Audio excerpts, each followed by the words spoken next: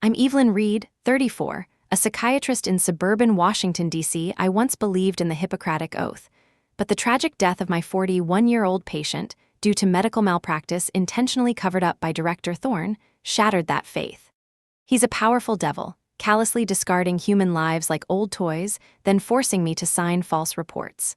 The entire world lauded him, while I, a mere pawn, watched my conscience being trampled. I thought I'd accepted my fate, living with the torment of an accomplice, until Jonathan, once the director's close confidant, secretly handed me evidence against him. Now, the truth is in my hands, but it's also a ticking time bomb. Confronting Thorne means throwing myself into hell because the power behind him is something I cannot touch. I stood at a crossroads: remain silent and live with the guilt, or rise up despite knowing my weakness. The Hippocratic Oath is no longer just about healing, it's about destroying evil. I will make him pay. The fluorescent lights hummed above the operating room, steady and indifferent, as if they had witnessed thousands of heartbeats flicker in and out beneath their glow. I adjusted the strap of my surgical mask and glanced at the monitor.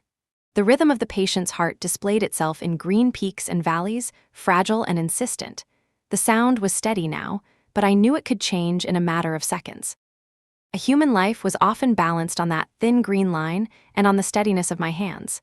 I was 35 years old, a surgeon who had already built a reputation inside one of the most prestigious hospitals in New York. My colleagues knew me as disciplined, meticulous, and unwilling to compromise when it came to the well-being of my patients. Nurses trusted me because I treated them as equals. Families believed me when I said I would fight for their loved ones.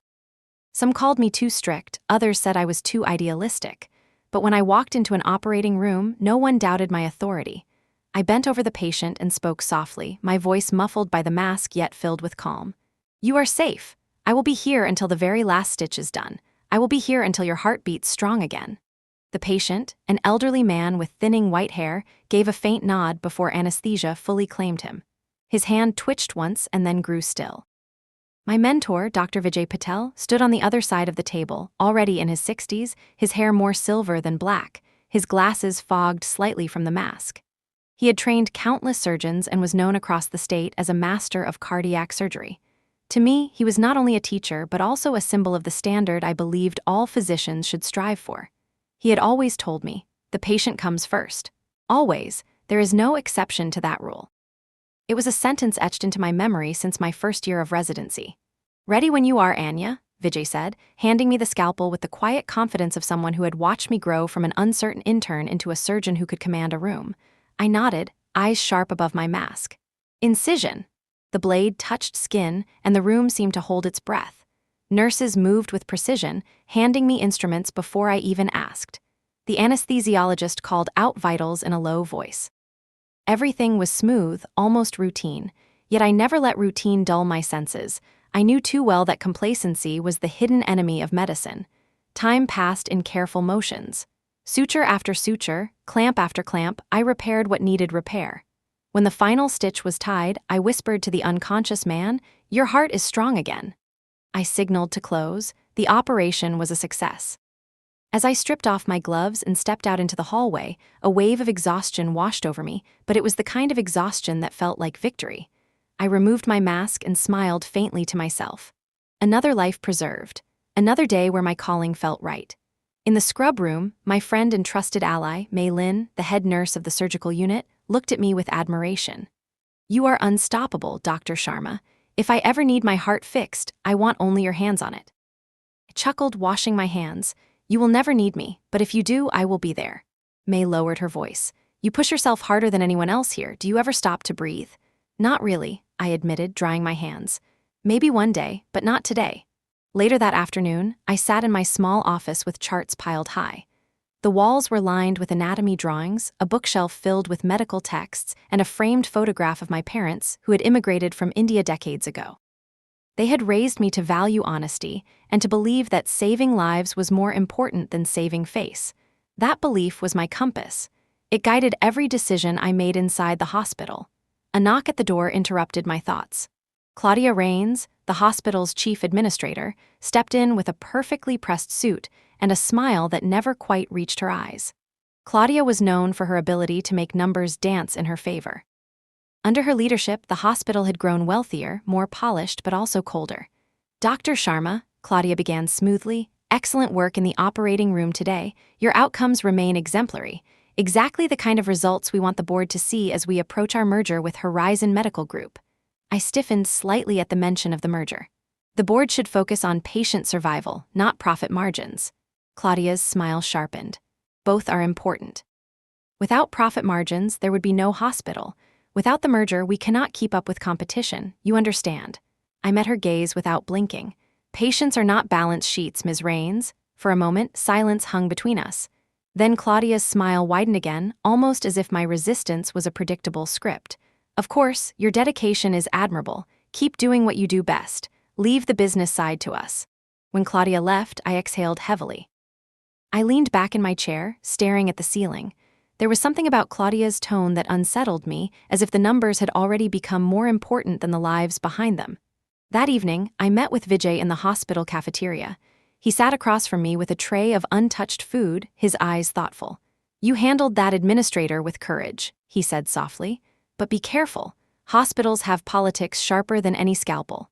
I frowned. Then why did we become doctors if not to fight for our patients? If the politics are wrong, we have to resist. Vijay sipped his tea, the steam clouding his glasses. I agree with you. Always remember, though sometimes battles are won quietly, not loudly, you must decide when to speak and when to wait. Waiting feels like betrayal, I replied, my voice low. Every day someone's heart stops beating. They deserve more than our silence. Vijay looked at me for a long moment, then placed a hand gently on mine. You remind me of myself 30 years ago. Hold on to that fire. Just do not let it burn you. That night, as I walked out of the hospital into the chilly New York air, I pulled my coat tight and stared up at the towering building. Its windows glowed against the night sky, each one holding stories of pain, hope, and healing.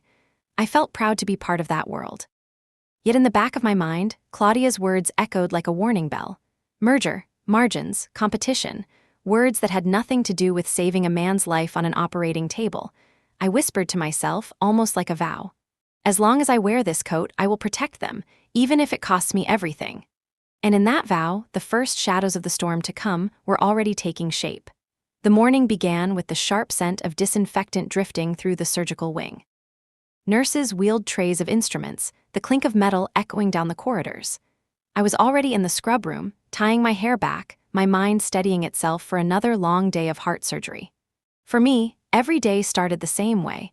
A mental rehearsal of the steps I would take, the possible complications I might face, and the lives that would depend on my judgment. Mei Lin entered, her hands carrying a box of newly delivered sutures. She frowned, tapping the package with her fingers as if it felt strange. These are from the new shipment, she said, setting the box on the counter. They look fine, but something feels off. I pulled on my gloves and glanced over. Off how? Mei picked up one of the sutures and pulled gently at the thread. To her surprise, the material stretched thinner than it should before snapping in half. See that? Too fragile. I have never seen them break that easily. My brows furrowed. I took another suture from the box, examining the packaging and then the thread itself. I pulled it, testing the tension. To my frustration, it snapped again. I stared at the broken thread in silence for a moment, the implications settling in my chest like lead. This could be a mistake in manufacturing, or worse, a change in material. We cannot use these. Mei's eyes widened. What if all the boxes in this shipment are like this? We will find out, I replied firmly. Pull another box. They opened 3 more boxes. The result was the same, threads too weak, breaking under modest tension. Mei slammed one of the broken sutures onto the counter. If this snaps during surgery, the patient bleeds out. It is a death sentence. I pressed my lips together and whispered, not in my operating room. I took note of the lot number and the supplier's name printed on the label. It was different from the usual supplier, a company I had never heard of. I scribbled the details on my notepad and said to Mei, document every broken thread. I want photos, I want times, I want records. Mei nodded quickly, pulling out her phone to start taking pictures. Do you think the administration knows about this? I did not answer right away. Deep down, I suspected they did, but suspicion was not proof. I said carefully, we need to ask Nora. She is the supply manager. If anyone knows why this supplier was chosen, it will be her. Later that day, between surgeries, I sought out Nora Kim. Nora was a quiet woman in her early 40s, known for being diligent and precise in her paperwork. Her office was a small, windowless room at the back of the supply department, filled with shelves of boxes, invoices pinned to the walls, and a faint hum of old fluorescent lights. Nora was bent over her desk, scrolling through invoices on her computer when I walked in. "Dr. Sharma," Nora greeted politely, though her eyes flickered with unease. "What brings you here?" I closed the door behind me and held up the broken suture thread. I found 3 boxes like it. The sutures are breaking with barely any pressure." Nora paled. "That is not supposed to happen." "No," I agreed sharply. "It is not. These sutures are life and death for my patients. Why are we using a new supplier?" Nora hesitated, her fingers tightening on the edge of her desk. Finally, she lowered her voice. "It was not my choice. The administration switched suppliers 2 months ago. I was told to approve the contracts and not ask questions." I leaned forward, my tone steady but firm. "Who told you that?" Nora's eyes darted toward the door, then back to me. "The directive came from the top. Claudia Rains herself signed off on it. She said it was part of cost optimization. I did not want to, but I was pressured to make it work." I felt a cold anger rising in my chest. Cost optimization. They are gambling with lives. Nora's face twisted with guilt. "I know. I thought maybe the products would still meet safety standards, but I have seen some other issues too. Gauze that disintegrates too quickly. Surgical gloves that tear too easily. I was hoping it was just a bad batch." My voice hardened. "This is not a bad batch. This is negligence. Do you realize what happens if a suture snaps during open heart surgery? A patient dies on the table. And you and I both know it would be called complication in the records, when in reality it is murder by cost cutting." Nora swallowed, her eyes moist. "What do you want me to do?" I softened my tone slightly. "I want you to document everything. Every invoice, every shipment, every change, make copies. Keep the originals hidden. If something happens, we need proof." Nora nodded shakily. "I will try, but Dr. Sharma, if they find out I am helping you—" "They will not," I cut in firmly. "You are not alone. May and I will watch your back. Just keep the records safe." Nora took a deep breath, nodding again. "All right, I will do it." I left the supply office with my jaw clenched. I walked through the corridors of the hospital, past patients waiting in beds, past families clutching each other's hands. I thought of the thin threads that had snapped so easily in my fingers, and how one careless decision by the administration could shatter lives in an instant. I whispered to myself, "Not here. Not on my watch." That evening, during a late surgery, I experienced firsthand the danger I feared. The patient was a middle-aged man with a mitral valve defect. The operation had been progressing smoothly until the moment I tied off a suture. As I tightened the knot, the thread snapped. Blood spurted from the wound, staining my gloves. "Clamp!" I shouted, my voice sharp. May reacted instantly, pressing the clamp in place while the anesthesiologist called out, blood pressure dropping, heart rate unstable. My heart pounded, but my mind remained razor-focused. "New suture, not from the new shipment. Get me the old stock." May moved quickly, pulling an older box from the emergency cart. She handed the thread to me with steady hands, though her eyes betrayed fear. I worked swiftly, repairing the vessel, tying the knot with perfect precision. The bleeding slowed, then stopped. The patient's vitals began to stabilize. The room exhaled collectively as the danger passed. I finished the procedure with absolute concentration, but anger burned inside me with every stitch. When the operation was finally complete, I removed my gloves with a sharp snap and turned to May. "That thread almost killed him. Never use the new stock again. Lock it away." May nodded firmly. "Understood." Later, as I wrote my post-operative notes, May came into my office and closed the door behind her. "You were right," she said softly. "Those supplies are dangerous. I do not know how many patients could already have been harmed." I set my pen down and rubbed my temples. "This is just the beginning. I need to know how far it goes. If sutures are compromised, what else? The gloves, the valves, the monitors?" May lowered her voice. "Do you think Claudia knows?" I looked at her grimly. "She signed the contracts. She knows." Silence filled the room. Then May said, "What are you going to do?" I stared at the papers on my desk, the names of my patients written in neat lines. Each name represented a beating heart that trusted me. I clenched my fist and whispered, "I am going to protect them, whatever it takes." May gave a small nod. "Then I am with you." For the first time that day, I allowed myself a faint smile. I knew you would be. But the unease did not leave me. That night, after most of the hospital had quieted, I returned to the operating room alone. The hum of machines echoed in the empty space. I picked up one of the faulty sutures from the trash bin, held it under the bright surgical lights, and pulled until it broke again. The sharp snap echoed like a gunshot in my mind. I thought of Claudia's polished smile, of Nora's trembling hands, of May's unwavering loyalty, of the patient who almost died today. I thought of my mentors warning about politics sharper than a scalpel. And I knew, with chilling certainty, that this was no accident. Someone had made a choice. Someone had decided that saving money was worth risking lives. I whispered to the empty room, my voice trembling with anger and resolve. If they think they can gamble with lives, they have chosen the wrong hospital. They have chosen the wrong surgeon. The hospital was awake long before the sun rose. Hallways were filled with the rolling sound of carts, the squeak of sneakers on linoleum, and the low hum of machines warming up for another day of battle against illness. For most of the staff, it was routine. For me, it was sacred ground. Every morning I walked through those corridors with the same thought in my mind. Someone's life will depend on me today, and I will not let them down. I began my shift in the preoperative unit where my next patient was waiting.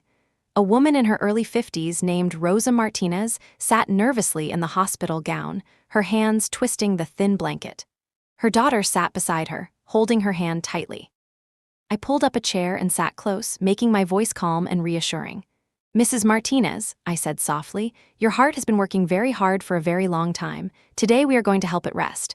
I will be with you every step of the way." Rosa's daughter's eyes filled with tears. "Promise me you will bring her back to me." I placed my hand over theirs. "I promise I will fight with everything I have. That is what I can promise you." In the operating room, my team prepared as they always did. Maylin checked instruments and verified blood units. The anesthesiologist nodded to me. "Vitals steady, we are ready to proceed."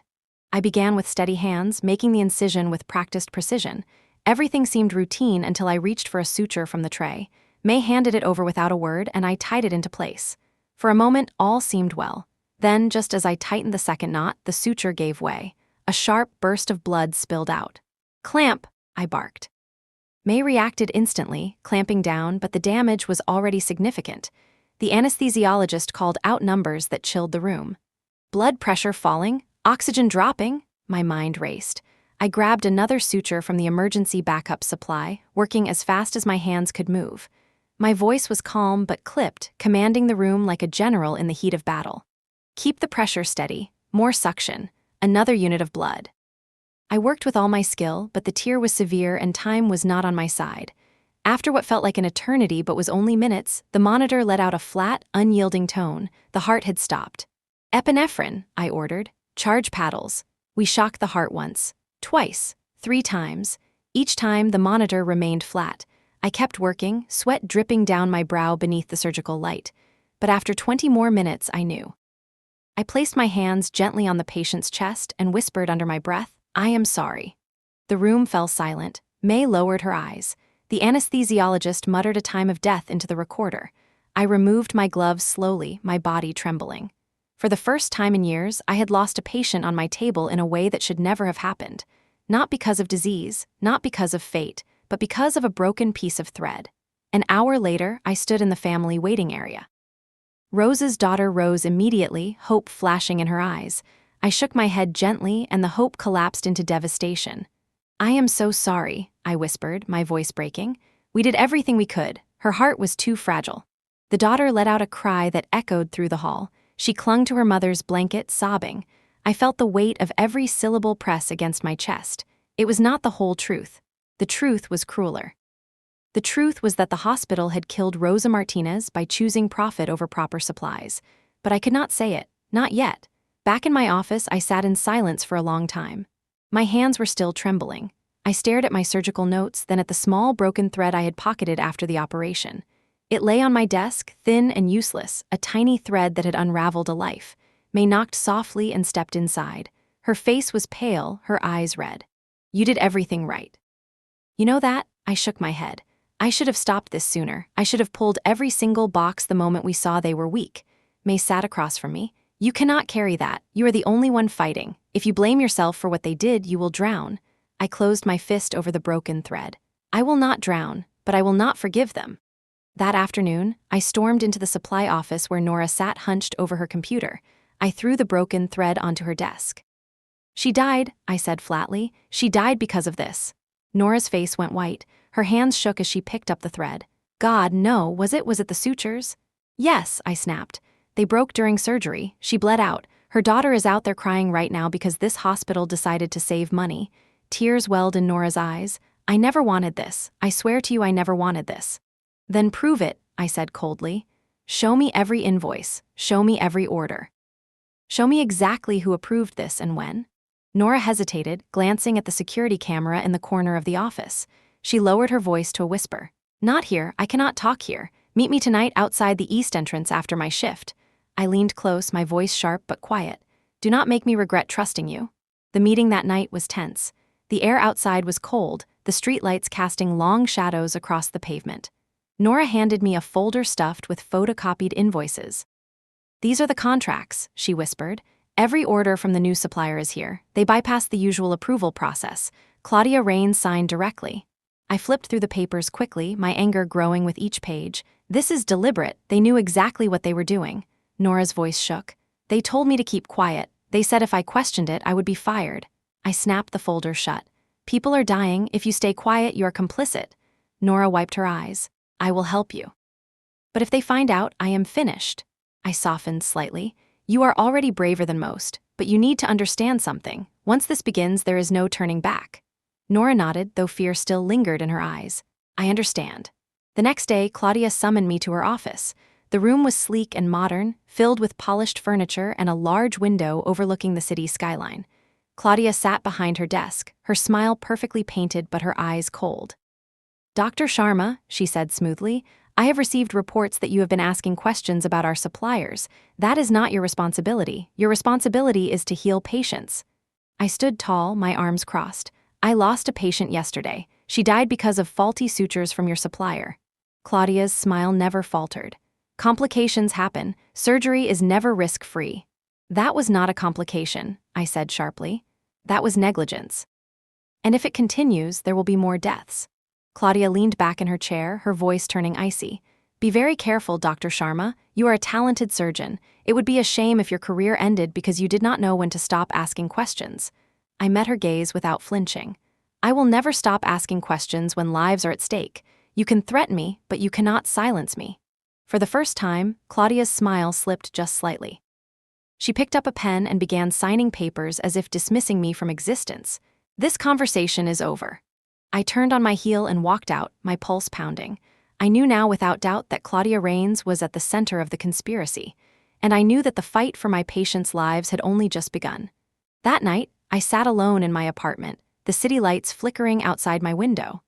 I held the broken thread in my hand, the invoices spread across my table. I thought of Rose's daughter, of the promise I had made to her, and of the betrayal that had stolen Rose's life. I whispered into the darkness, You wanted me silent, but I will not be silent. I will not let you turn this hospital into a graveyard for your profits. The storm had begun, and I was ready to fight it with everything I had. The hospital hummed with its usual rhythm, but for me everything felt different now. Ever since Rosa Martinez's death, every step down the corridor sounded heavier, every glance at the supply trays made my chest tight. I could not shake the image of Rosa's daughter crying in the waiting room, or the way Claudia Rains had dismissed my words with a smile that was sharper than glass. Something inside me had hardened. I had always sworn to protect my patients. Now I understood I also had to protect them from my own hospital. I began small. A digital recorder, no larger than my thumb, hidden in the pocket of my white coat. I started carrying it into meetings, into supply reviews, into any conversation that smelled of politics. I kept my voice calm, my demeanor professional, but I made sure the recorder captured every detail. Each word from administrators, every instruction to cut costs, every casual remark about efficiency that ignored human consequences. On my computer at home, I created a folder encrypted with multiple passwords. Each night I transferred the recordings, labeling them carefully with the date, the names of people present, and the topic. Claudia Rains, Supplier Discussion, April 3rd. Finance Committee Cost Optimization, April 10th. The files piled up quickly. With each one, my anger grew. My ally Mei Lin noticed the subtle change in my behavior. One evening after a long surgery, Mei joined me in the scrub room. You are quieter than usual these days, she said softly, drying her hands. I shrugged. I am listening more than I am speaking. Mei studied me for a long moment. You are recording them, aren't you? Yes, I met her eyes. Her lips tightened, but she nodded. Good, someone needs to hold them accountable. She leaned closer, her voice lowering. Be careful, if they suspect you, they will come after you. My gaze was steady. Let them, I am not afraid. May shook her head. Fear keeps you alive, Anya. Courage saves others, but fear reminds you to watch your back. Do not forget that. Meanwhile, I revisited a contract I had quietly influenced months earlier, a contract that might become my most powerful weapon. It was the hospital's updated insurance policy, negotiated with a major provider. At the time, Claudia and the board had been eager to finalize it quickly to prepare for the merger. They had barely glanced at the fine print. I, however, had insisted on reviewing the clauses related to malpractice coverage and supply chain liability. I had pushed, with calm but relentless persistence, for a clause that seemed harmless to the board but meant everything to me. The clause stated that if fraud related to medical supplies was discovered, all executive profits connected to the hospital would be frozen pending investigation. At the time, Claudia had waved her hand dismissively, saying, "Fine, whatever makes the insurers happy." She had not realized the trap being laid. Now I reread the contract late at night in my apartment, my desk littered with coffee cups and medical charts. I traced my finger over the words like they were scripture. Fraudulent or negligent procurement of supplies resulting in patient harm will trigger an immediate freeze of executive compensation and profits until the completion of a full legal review. I whispered, "This is it. This is the weapon." My mentor, Dr. Vijay Patel, remained an enigma. I still trusted him, but there were moments when his silence unsettled me. One afternoon, I approached him in the physician's lounge. He was sitting with a newspaper, his glasses sliding down his nose. "Dr. Patel," I began cautiously, "do you believe the administration is aware of the supply issues?" He looked up slowly.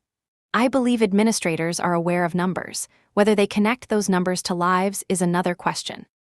"That is not an answer," I pressed. "People are dying. Should we not confront them openly?" Vijay folded the newspaper neatly. "Anya, there are ways battles must be fought. Direct confrontation sometimes leads to ruin. A surgeon must know when to cut and when to wait. Timing is everything." I felt frustration bubbling inside me. Waiting already cost Rosa Martinez her life. His eyes softened. "I know, and I grieve with you, but do not let anger cloud your judgment. Even the sharpest scalpel is useless if it is wielded without precision." I studied him in silence, trying to read the deeper meaning behind his words. Was he protecting me, or protecting himself? I left the room more unsettled than before. The evidence grew. One evening, I walked into a supply storage area and overheard two mid-level managers talking. I pressed the recorder in my pocket. "Claudia says the new sutures save us almost $200,000 a year. If the surgeons complain, tell them it is within acceptable variance." Acceptable variance? People are bleeding out on the table. I heard Sharma lost a patient yesterday. Then she will just have to get used to the new reality. I walked away quietly, my heart pounding, the recorder capturing every damning word. I shared some of the files with Nora Kim, sliding a flash drive across the desk in her office. "Keep this somewhere safe. If anything happens to me, release it." Nora's eyes widened. "Do not talk like that." "I am serious," I insisted. "They will come after me eventually. If they silence me, you have to make sure the truth comes out." Nora looked terrified, but she nodded. "I will protect it, I promise." The strain began to show in my personal life as well. Friends invited me out to dinners, but I declined. I stopped attending yoga classes, something I had once loved. My apartment grew cluttered with files, medical reports, and legal texts. I lived in two worlds now, the world of surgery, where my hands still saved lives, and the world of shadows, where I gathered proof of betrayal. One night May visited my apartment and was stunned by the stacks of papers and the glow of my laptop screen filled with encrypted files. "Anya," she said softly, "this is becoming your life." "It already is my life," I replied without looking up. "If we do nothing, more families will be destroyed." May placed a hand on my shoulder. "I am with you. But promise me one thing, do not lose yourself in this fight. Remember why you started." I turned, my eyes tired but fierce. "I started because I swore an oath, to do no harm, to protect. This fight is the oath." The hospital board meetings became tense arenas. Claudia would present polished charts showing reduced supply costs and improved profit margins. I would sit silently, the recorder hidden, my eyes fixed on Claudia.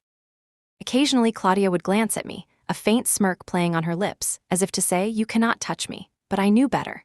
Every smile, every careless admission, every signed contract was another thread in the net I was weaving. And one day, when the moment was right, I would pull that net tight. Late one evening, after finishing a surgery that had nearly gone wrong due to faulty gloves tearing mid-procedure, I stood alone in the darkened operating room. The empty tables gleamed under the low lights. I placed my hands flat against the cold steel and closed my eyes. "Every patient who comes here trusts us completely," I whispered. "They close their eyes and let us hold their lives in our hands. I will not betray that trust. I will not let this place become their grave."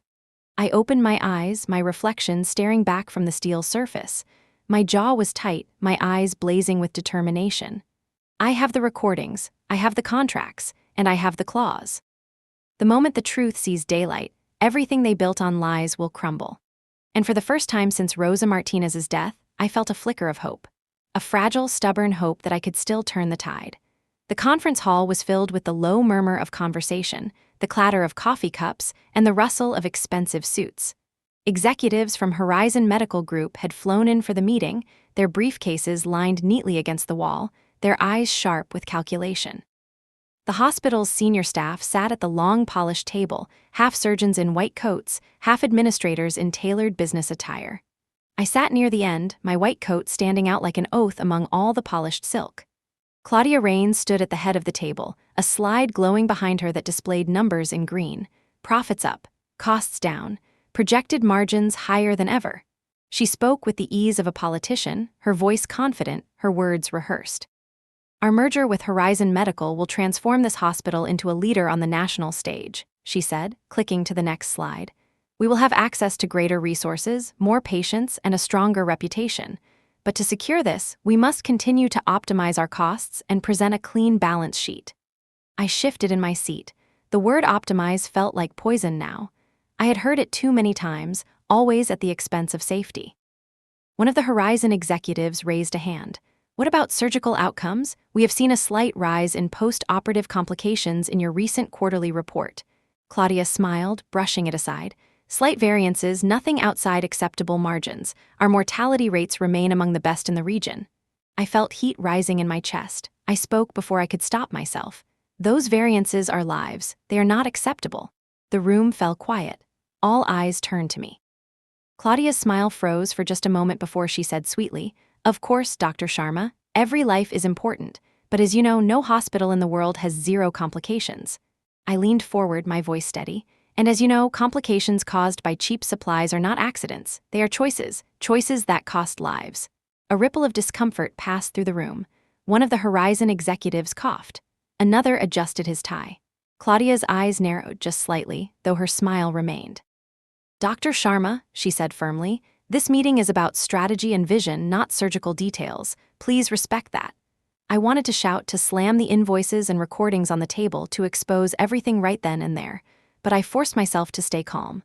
Timing, I reminded myself. Timing is everything. I sat back in my chair, my jaw tight, my recorder quietly running in my pocket. After the meeting, Vijay approached me in the hallway. He looked weary, his shoulders slumped as if carrying a weight no one else could see. "You should be careful, Anya," he said softly. "You are making powerful enemies." I turned to him, frustration flashing in my eyes. "How can you sit there and say nothing while they trade lives for profits?" He sighed heavily. "You think I do not care? I have been fighting these battles for decades. I have seen administrators come and go. I have seen good doctors ruined because they spoke too soon, too loudly. Too soon." I snapped. "Rosa Martinez is dead. How many more need to die before it is the right time?" He looked at me with sadness. "You remind me of myself when I was young, fierce, uncompromising, but the world is not black and white. If you fight too openly, they will destroy you before you can save anyone." I stepped closer, lowering my voice. "Then help me. If you know how this game works, help me fight it the right way." Vijay looked away, his jaw tight. "Sometimes survival means compromise." My stomach turned. Compromise is not survival when it costs lives, it is surrender. Our eyes met, the mentor and the student, two surgeons divided by the scars of our experiences.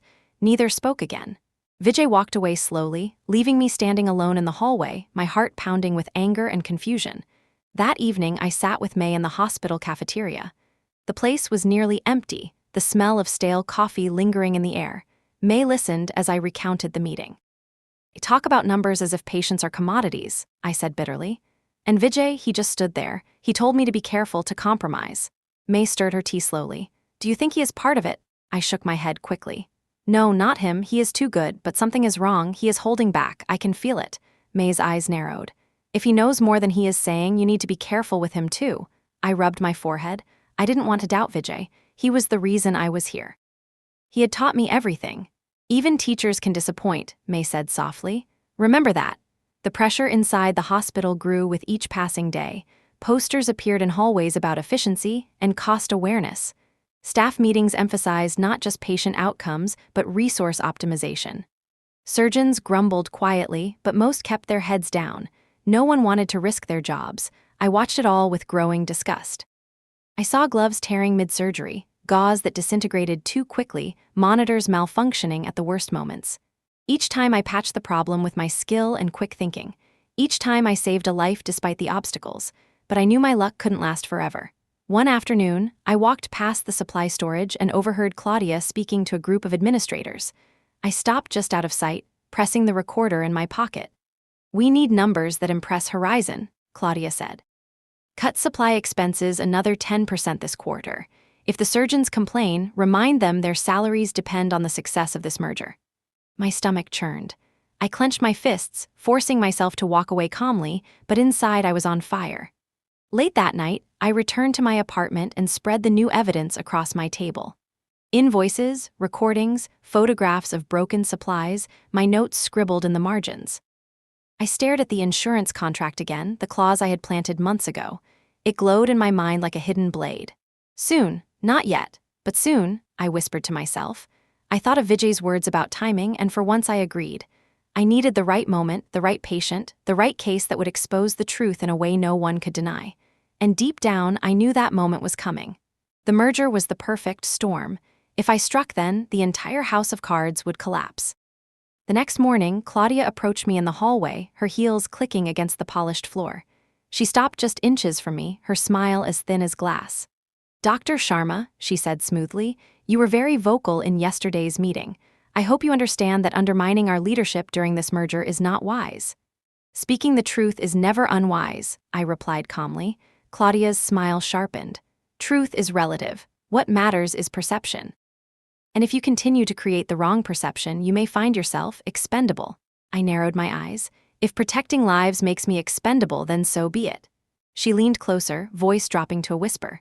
Careful, doctor, hearts are not the only fragile things in this hospital. She walked away, leaving me standing in the middle of the corridor, my pulse racing. For the first time, the threat felt personal, sharp as a scalpel pressed against my own throat. That night, I called Nora Kim. We need to secure the document somewhere outside the hospital. If Claudia suspects you, she will erase everything. Where? Nora hesitated. I have a safety deposit box downtown, I said. We will put duplicates there. If anything happens to me, May knows where to find it. Nora's voice shook. Anya, what if they find out? Then we fight harder, I said firmly. We do not stop. Not now. The city outside my apartment window glowed with lights, the hum of traffic echoing below. I stood at the glass, staring out, my reflection a shadow against the skyline. I thought of the patients who trusted me every day, of the families who begged me to save their loved ones.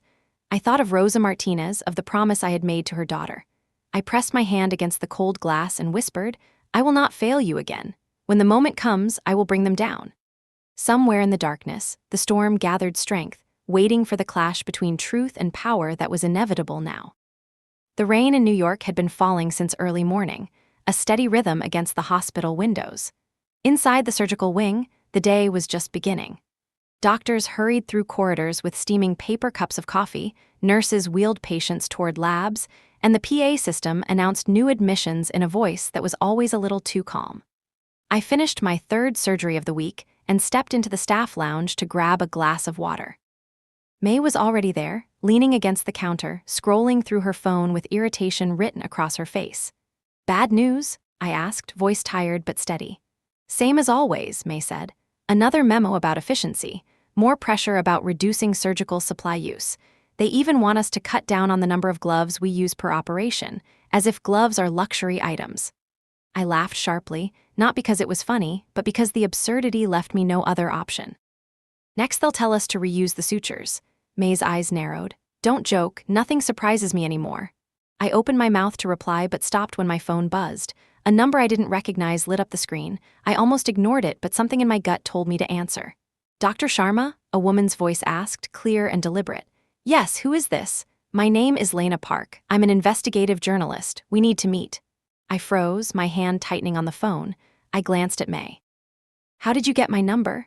Sources, Lena said calmly. I've been hearing whispers about supply problems at your hospital. I know it's dangerous to talk, but I also know you're not the kind of doctor who stays silent. Am I wrong? I felt my heart race. This is not a conversation for the phone. Agreed, Lena said quickly. There's a small cafe 3 blocks from the hospital, corner of 9th and Madison. Meet me there tonight after your shift. If you don't show, I'll understand. The line went dead. May raised her eyebrows. Who was that? Someone who might be able to help, I said softly. That evening, after a 12-hour shift, I walked to the cafe. The rain had stopped, but the streets were still wet, reflecting the glow of traffic lights. Inside, the cafe was half empty, filled with the smell of roasted beans and the soft sound of jazz. Lena Park was easy to spot. She sat at a corner table, a notebook open, pen in hand, coffee gone cold.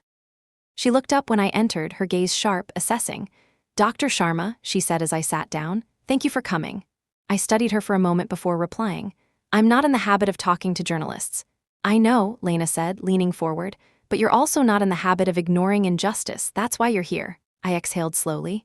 You've done your research. I have, Lena admitted, but I need more than whispers. I need proof. Patients are dying and the public doesn't know why. If I publish without solid evidence, they'll bury the story and discredit me. If you really want change, we have to do this right. I reached into my coat pocket and slid a small flash drive across the table. This is a start. Recordings from meetings, notes, invoices showing the supplier switch. Lena didn't pick it up immediately. She looked me in the eye. If I take this, there's no going back. You understand that, right? They'll come after you and probably me too. I understand, I said firmly. I'm already in it. People are dying on my table because of supplies that should never have been cleared. I can't let it go on. Lena finally picked up the drive, slipping it into her bag. I'll verify everything. Cross-check with supply logs, speak with off-record sources. No names of patients will be revealed. I'm careful about that. I gave a small nod. Good. The families have suffered enough. For a while we sat in silence, the weight of the decision hanging between us. Do you have allies inside the hospital? Lena asked. Yes, I said. Mei Lin, our head nurse, she's seen the sutures snap, the gloves tear, and Nora Kim in supply management. She knows the contracts were pushed through without proper approval. Lena wrote the names carefully in her notebook. I'll need to meet them, but discreetly. No work phones, no email. We use noise, cafes, laundromats, places where voices get lost. I leaned back. They're both scared, but they'll talk if it means saving lives. Lena closed her notebook. Then we're in business. Over the next week, I watched as Lena slowly threaded her way into our circle. She met Nora in a quiet park at dusk, the sound of children playing covering their hushed voices. Nora handed over copies of invoices, her hands shaking. I didn't want this, Nora whispered. They told me to be a team player. I knew what that meant. You're braver than you think, Lena said. Another night, Lena met May at a laundromat after midnight. Machines whirred, clothes tumbled. May spoke while folding a stack of scrubs. I saw a suture break mid-surgery, May said. We almost lost a patient. If anyone says this is human error, they're lying. We know the truth. Lena nodded, scribbling notes. Truth has a way of surfacing, even when people try to bury it. For a short time, I felt hope. I operated during the day, recorded meetings when I could, and sent Lena updates through coded messages. I imagined the day the story would break, when families would finally understand why their loved ones had died, when the administrators would be forced to answer for their choices. But then the silence came. Lena missed a scheduled check-in, then another. I sent a short text to the private number she had given me. No reply. A second message. Nothing. May noticed the tension in my face. She's late to check in? Yes, I said. She never misses. Maybe she's chasing a lead, May suggested. Maybe, I said, though my gut told me otherwise. On the 4th day, I caught sight of Lena in the hospital lobby. She was speaking to a man in a suit, too close, too familiar. Her face was pale, her eyes downcast. I started toward her, but before I could reach them, Lena stepped into the elevator with the man. The doors closed. That evening, I visited the newsroom. A receptionist smiled politely. I'm sorry, Ms. Park is not available. Her voice lowered slightly. A story was pulled this morning. There were lawyers here. I don't know what it was about, but it made people nervous. I whispered a thank you and left. Later that night, my phone buzzed. A text from an unknown number. I'm sorry, don't contact me, it's not safe. My stomach dropped. I typed back quickly. Who reached you? Are you okay? No response. A second message came through, this time from Lena's private number, sorry, and then nothing. I stared at the dark screen, my hands trembling. I felt May's hand on my shoulder, steady and warm. They got to her, I whispered. May nodded. People with power always try to kill the light. I looked out my apartment window at the city lights flickering against the dark sky. I clenched my fists. Then we'll make our own light, I said. The hospital had its own rhythm at night. The corridors were quieter, the lights dimmer, but the machines never slept. Monitors beeped in steady pulses, IV drips clicked with measured patience, and the soft shuffle of nurses' shoes echoed against the linoleum floors. For me, nights had become the time when doubts grew louder, when unanswered questions demanded my attention. I walked down the hall after finishing a late surgery, exhaustion pulling at my body. May walked beside me carrying a clipboard. You barely touched your dinner, she said softly. I wasn't hungry. You haven't been hungry in weeks, May replied. Something eating you, Anya, and it's not just Claudia or the merger. I didn't answer right away. I stopped near a window overlooking the city. The skyline glowed against the dark sky, tall buildings blinking with life. I placed my hand against the cold glass. It's Vijay, I whispered. May frowned. Your mentor? I turned to face her. I keep catching glimpses. Him leaving meetings with Claudia. Him falling silent when I speak up. Every time I ask him if he knows what's happening, he avoids the question. What if he's part of it? May shook her head quickly. No, not him. He's been here longer than anyone. He's the one who taught half the surgeons in this hospital. He wouldn't betray everything he stands for. My eyes hardened. That's what I thought. But then why does he look guilty every time I bring it up? May didn't have an answer. The next day I sat in the physician's lounge, flipping through patient charts, but my eyes weren't focused. Across the room, Vijay Patel sat in a leather chair, reading the newspaper. He looked tired, his glasses slipping down his nose, his silver hair catching the light. I took a breath and walked over.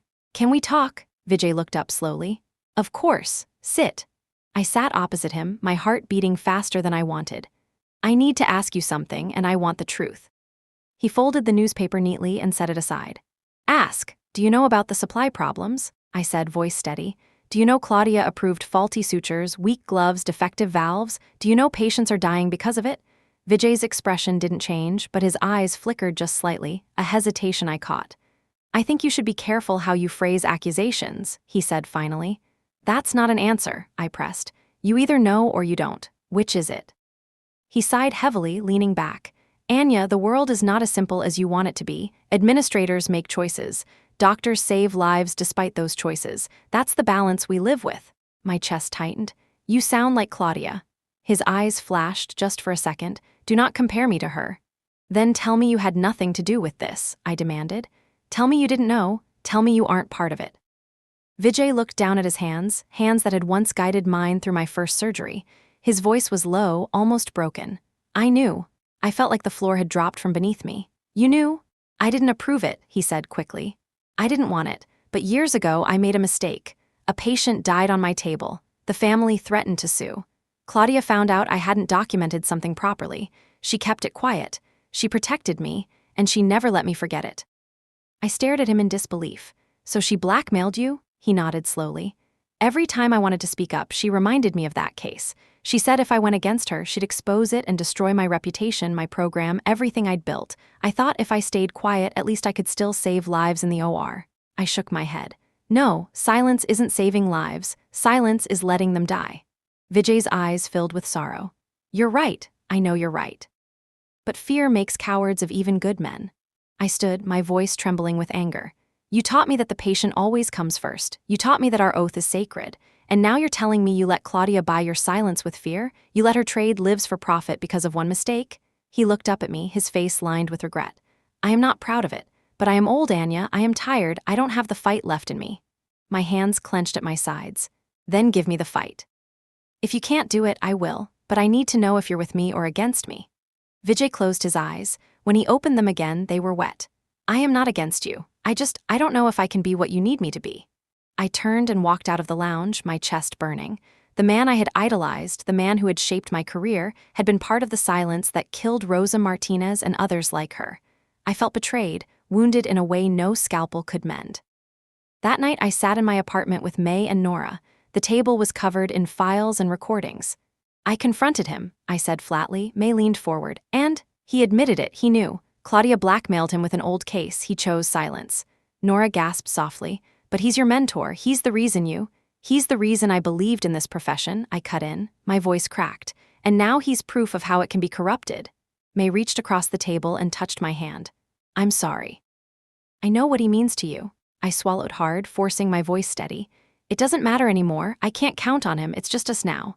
Nora looked down at the invoices. Then we have to be smarter. If they've silenced someone like him, they'll stop at nothing to silence you. I nodded, my eyes fierce. Let them try. The next morning, I passed Vijay in the hallway. He slowed as if he wanted to say something, but I didn't stop. Our eyes met briefly. His were filled with guilt. Mine were filled with fire. When I stepped into the OR that day, I felt different. Lighter in a strange way. The betrayal had cut deep, but it had also sharpened my resolve. If even my mentor could be compromised, then I had to stand taller. As I scrubbed in, I whispered to myself, I won't be quiet. Not for fear. Not for anyone. And with that vow, I stepped into the next battle, carrying the weight of betrayal, but also the strength of clarity. The fight was mine now, and nothing would turn me back. The hospital after midnight always felt like a different world. The endless rush of daytime slowed into something quieter, almost eerie, but the work never truly stopped. Monitors still beeped, IV pumps still clicked, and the smell of antiseptic never left. I walked the corridor with May at my side, both of us moving with purpose. Every step echoed, every shadow felt like it was watching. We had survived the betrayal of a mentor and the silence of a journalist. Now we needed structure. Not just hope, not just anger. We needed a plan that could not be erased with one threat or one lost voice. May was the one who said it first. We need a dead man's switch, she whispered as we passed the closed doors of the radiology wing. I glanced at her. Explain. If one of us disappears, May said, the evidence has to move on its own. Someone else needs to know where it is, how to release it. If you're silenced, the truth still comes out. My jaw tightened. You've been thinking about this. Every night, May admitted. Since Rosa died, since the sutures snapped. I nodded slowly. Then we build it tonight. We started in the staff lounge, a small room tucked behind the operating suites. The air smelled faintly of burnt coffee and disinfectant. May pulled an external hard drive from her backpack, the casing scuffed but sturdy. She plugged it into her laptop and began copying files. Invoices, recordings, photos of torn gloves and broken sutures, messages from supply. I sat across from her, scribbling notes on paper with a pen. We keep nothing only on the hospital system, I said. No emails, no cloud, everything stays offline. May handed me the drive when it was done. First copy. Where does it go? I thought for a moment. The old defibrillator cabinet in the supply closet. Nobody uses it. Tomorrow, we move it somewhere else. We rotate locations every few days. May's lips curved into a grim smile. Hide and seek with our lives. Exactly, I said. And the second copy goes in my bank box downtown. If I miss a nightly check-in, you move the hospital copy there too. Nora gets a sealed envelope with instructions.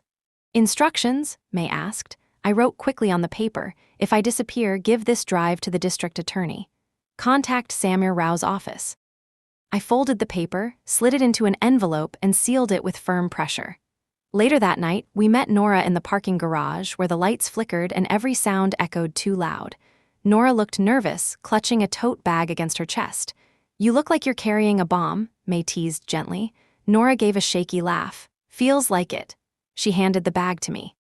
Inside were printed purchase orders, internal memos, and a chain of emails showing finance staff changing the language on complaints before filing them.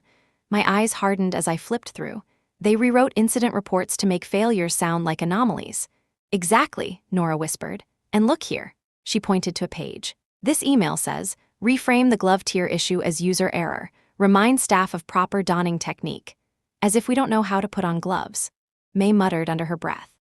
User error, my ass. Nora bit her lip. If they catch me copying this, they won't, I interrupted firmly. We'll protect you. Nora's eyes flickered with gratitude but also fear. Then what's the plan? I took a deep breath. We've started building a dead man's switch. If one of us goes down, the evidence releases. No one person holds the key. That's how we survive. Nora nodded slowly. Then give me a piece. Tell me where to go if I don't hear from you. I hesitated, then wrote another short note. Locker 128, Penn Station. Combination 132436. Inside, duplicate drive. I handed it to Nora. If I vanish, you take this, no hesitation. Nora tucked it into her jacket with trembling hands. Understood. The next evening, May led me down to the biomedical maintenance bay. The air smelled like oil and warm metal. Luis Ortega, the biomedical tech, stood at a bench repairing a pump. Looked up, wiping grease from his hands. "You two look like trouble," he said with a grin. "Good trouble," May said. "We need your eyes." Luis raised an eyebrow. "You want calibration logs, don't you?" I stepped closer. "Anything that shows failure rates rising since the supplier switch. Clean copies, not the edited ones." Luis chuckled without humor. I knew something was off. I'd log a failure, and by morning the ticket was rewritten to sound minor. Lucky for you, I started printing before the edits. Habit, my grandmother never trusted digital. He pulled a folder from a drawer, thick with papers. "Here, gauges drifting out of range, cuffs tearing, paddles overheating, it's all there." I accepted the folder with both hands. "You realize what this means if anyone finds out?" Luis shrugged. "I fix machines for a living. Machines don't lie. If people want to lie about them, that's their problem. Besides, I've seen you work, Doc. You're the real deal. If you say we fight, we fight." May grinned. "Told you he was stubborn." Later that week, we found our way to the lobby security desk where Jamal Reeves worked the night shift. He leaned on the counter, his eyes scanning the monitors. When he saw May, his face broke into a smile. "Long night?" he asked. "Long life," May said dryly. She lowered her voice. "We need your help." Jamal's expression sobered. "Tell me." I stepped forward. "We need to know who's meeting where. Clean access logs, backup frames before they're edited. We're not asking you to break rules, just to give us the truth before it disappears." Jamal studied me, then leaned closer. "You're not wrong. I've seen backups vanish. I've seen visits scrubbed. The exec elevator keeps a shadow log that survives for 8 hours before syncing. If someone deletes a visit, that file still remembers it until midnight." My pulse quickened. "Can you get us that file?" Jamal nodded slowly. "I can, but if I hand it over, I need one thing from you." "What?" "You survive long enough to use it. Otherwise, I risk everything for nothing." I held his gaze. "We'll survive." Jamal slid a folded paper across the counter. "Blind spots, loading bay pillar 3, northeast stairwell glare. Use them if you ever need to meet or pass something without being seen." May tucked the paper into her pocket. "You're a lifesaver, Jamal." He smiled faintly. "No, you're the lifesavers, I just keep watch." Back in my apartment, we gathered around my kitchen table. Nora spread the invoices, May stacked the calibration logs, and I opened my laptop to play a recording. Claudia's voice filled the room, smooth and cold. "We need numbers that impress Horizon. Cut supply expenses another 10% this quarter. If surgeons complain, remind them their salaries depend on the merger." Silence followed. The only sound was the hum of the refrigerator. Nora whispered, "That's it, that's the smoking gun." "Not yet," I said. "One recording won't break them. But when we tie it to the contracts, the logs, the deaths, then they can't escape." May leaned forward. "So what's next?" I looked at each of them in turn. May with her steady courage, Nora with her quiet resolve, Luis with his stubborn integrity, Jamal with his watchful loyalty. A network born in shadows, united by anger and by oath. "We hold the line," I said. "We gather, we protect, we wait. When the right moment comes, we strike all at once. No warning, no retreat. One cut. Clean." May smiled faintly. "Spoken like a surgeon." I sat back, exhaustion pressing on me but determination burning hotter. We had allies now. We had a system that would outlast fear. We had a dead man's switch ready to ignite if any of us fell. For the first time in weeks, I felt that hope wasn't just a dream. It was a plan. A fragile, dangerous plan, but one strong enough to carry us forward. The hospital cafeteria buzzed with the usual noise of morning. The hiss of the espresso machine, the clatter of trays, the quiet exhaustion of residents clutching their first coffee of the day. I sat at a table near the window, reviewing notes from my last surgery. The words on the page blurred. My mind kept drifting back to Lena Park, the journalist who had promised light, then gone silent. I had stopped expecting to see her again. But when I looked up, Lena was standing at the entrance. For a moment, I thought I was hallucinating. Lena looked different. Her hair was styled neatly, her blazer sharper, her eyes distant. She scanned the room, then walked directly toward my table. A man in a navy suit followed a few steps behind, tall, broad-shouldered, with the kind of practiced neutrality that screamed corporate lawyer. I rose slowly. "Lena." Lena offered a tight smile. "Dr. Sharma, may we sit?" The lawyer pulled out a chair without waiting for an answer. Lena sat across from me, the lawyer next to her.